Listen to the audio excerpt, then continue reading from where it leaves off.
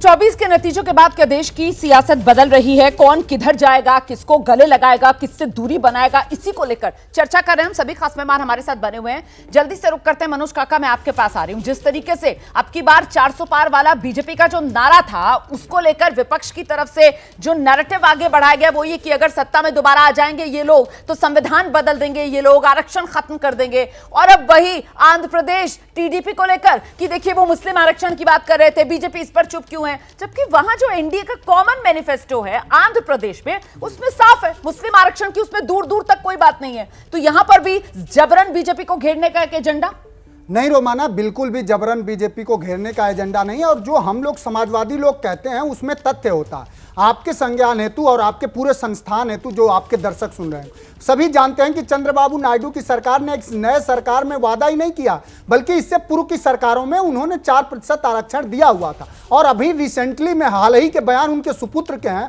उन्होंने कहा कि हम उस मुद्दे पे कायम हैं। और हम वो तो नेता है ना, और मैं हमेशा कहती हूँ कि नेताओं के बयान बिल्कुल वैसे ही जैसे हाथी के दांत, खाने की और दिखाने की और, क्योंकि सर जो कॉमन मैनिफेस्टो है एनडीए का आंध्र प्रदेश के लिए, कॉमन मैनिफेस्टो एनडीए का, तो इसको लेकर बीजेपी को तो नहीं आप घेर सकते ना, क्योंकि एनडीए का जो मैनिफेस्टो है उसमें तो मुस्लिम आरक्षण दूर दूर तक नहीं है। कृष्णा हेगड़े जी को लेकर आइए स्क्रीन पर, जल्दी से सुन लीजिए। और दूसरी जो बात आपने कहा, भारतीय जनता पार्टी के ही सांसद लल्लू सिंह हैं, किरोड़ी लाल मीणा उनके राजस्थान के मिनिस्टर हैं, और बीजेपी आरक्षण खत्म करने की जो बात है वो उसको व्यवहार में लाती है। मैं बीजेपी से जानना चाहता हूं कि जब लेटरल एंट्री होती है तो उसमें दलितों, पिछड़ों और अल्पसंख्यक की भागीदारी क्यों नहीं होती है? क्यों सिर्फ एक जाति की होती है? उत्तर प्रदेश के विश्वविद्यालयों में क्यों सिर्फ एक जाति के लोगों का चयन होता है? तो बीजेपी तो चाहती ही है कि आरक्षण किस तरह से कमजोर हो और उसको कमजोर करने के लिए संविधान में हमेशा अभी आप आगे बढ़ाएंगे। हाँ, इसी नैरेटिव को अभी आगे बढ़ाएंगे। मैं जरा जल्दी से कृष्णा हेगड़े जी का रुख करती हूँ। कृष्णा हेगड़े जी, ये तो फिर मुश्किल होने वाली है सर। खत्म कर रहा हूँ। नहीं, एक मिनट सर, पूरा टाइम आप ही ले लेंगे। कृष्णा हेगड़े जी का मुझे रुख करना है। सवाल पर जवाब देने के बजाय अगर इसी तरीके से विपक्ष ये नैरेटिव बढ़ाता रहेगा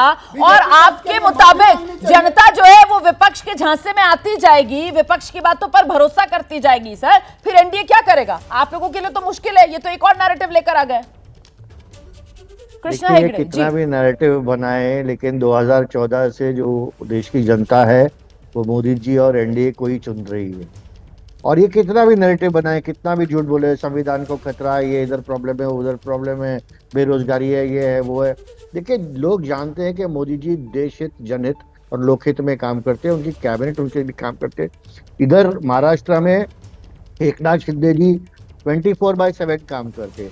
इसके पहले उद्धव ठाकरे जी यहाँ पर थे मुख्यमंत्री, अरे फेसबुक लाइव करते थे। 2 बार वो मंत्रालय तक नहीं पहुंचे। वहाँ वसूली आगाड़ी कहते थे, उद्योगपतियों के घर के नीचे बॉम्ब रखते थे, लेडीज बार से 100 करोड़ रुपए का वसूली करते थे।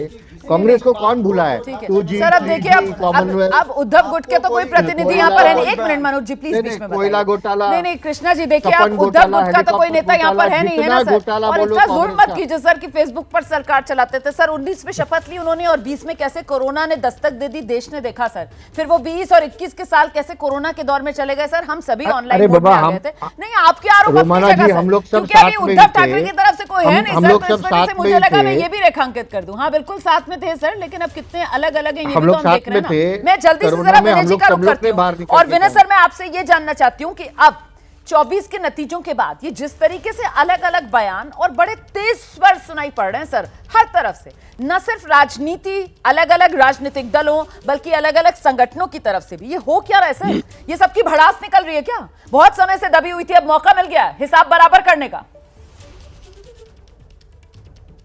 रोमाना जी, मैं फिर कह रहा हूं कि कयासों का मामला रहता है चुनाव में, सब कयास लगाते हैं।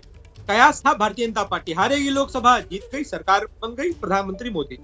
कयास लग रहा है कि इस साल के अंत तक 5 विधानसभा चुनाव है, भारतीय जनता पार्टी हारेगी, फिर वही होगा कि 5 के 5 में भारतीय जनता पार्टी पुनः जीतेगी। दूसरी बात, एक सबसे रोचक बात इस चुनाव में जानती है सबसे बड़ी बात क्या रही?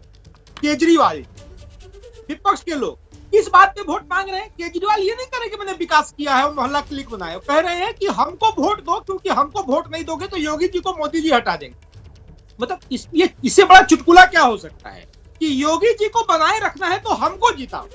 जनता समझ रही थी, जनता हंस रही थी। थोड़ा आमोद प्रमोद भी होना चाहिए, थोड़ा आनंद का माहौल भी रहना चाहिए चुनाव में। तो ऐसे चुटकुलों से जनता आनंदित रही। तीसरी बात ये कह रहा हूं, अंतिम बात, देखिए राम बड़ा अद्भुत शब्द, राम शब्द का भाव अलग अलग भाषा में अलग अलग हो जाता है। यही कांग्रेस के लोग जो स्क्रीन पे अभी दिख रहे हैं हमारे मित्र, और राम राम राम राम मतलब कि खराब भाव से बोलते कि राम राम राम राम छी, और अभी देखिए राम राम राम राम। राम को जपने वाले सबसे ज्यादा तो हमारे मित्र ही हैं जो टेलीविजन स्क्रीन पे हैं, भारतीय जनता पार्टी के विपक्ष के लोग।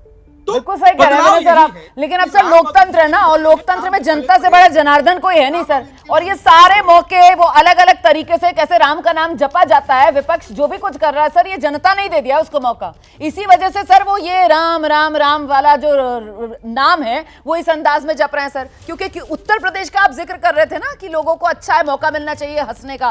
फिलहाल तो देखिए आप उत्तर प्रदेश की राजनीति में कौन मुस्कुरा रहा है सर, और कौन घुट घुट कर मुस्कुराहट चेहरे पर लाने की एक कोशिश करता हुआ नजर आ रहा है। जनता है सर, सब जानती है, जनता से कुछ नहीं छुपता सर।